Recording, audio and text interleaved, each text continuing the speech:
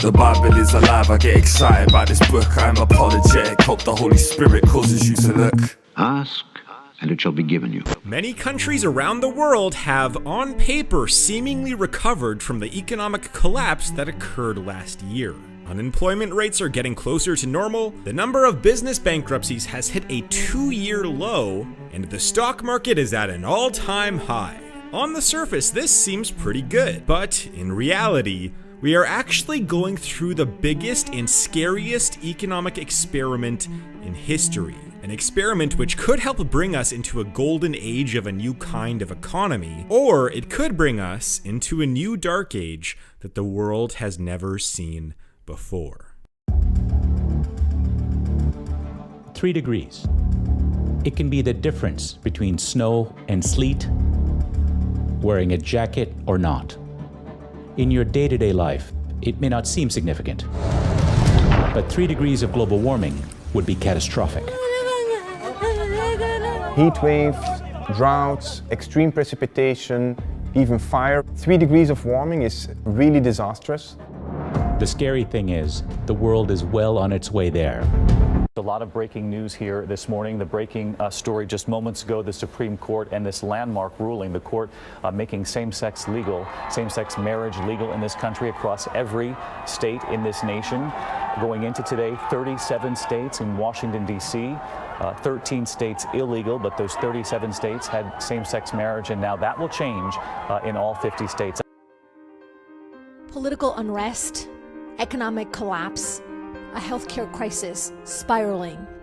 The medical situation here in my country is like, it's like if you are in a country in war, but with no war.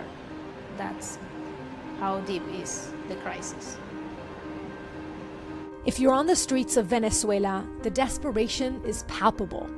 4 years into President Nicolás Maduro's term, Venezuelans live with skyrocketing inflation. The price of oil, the country's main source of revenue, continues to plummet. Shortages on food and medicines, with a healthcare system in total chaos. We have almost half of this hospital closed because we don't have enough nurses to work, we don't have enough medicines to use with the patients, we don't have enough doctors here. We don't have antibiotics, for example. On July 16, 1945, U.S. scientists detonated the first nuclear bomb. This explosion generated more power than 20,000 tons of TNT, was visible for 200 miles, and ushered in a new era of warfare. Of all mankind's weapons, nuclear missiles are, by far, the most destructive. A war between nuclear-armed states could reshape the world, changing the atmosphere while killing millions. These weapons must be controlled, but it's difficult to estimate the size of a country's stockpile. The steps needed to make nuclear fuel are nearly identical to the steps needed to build a bomb, and states guard their nuclear secrets closely.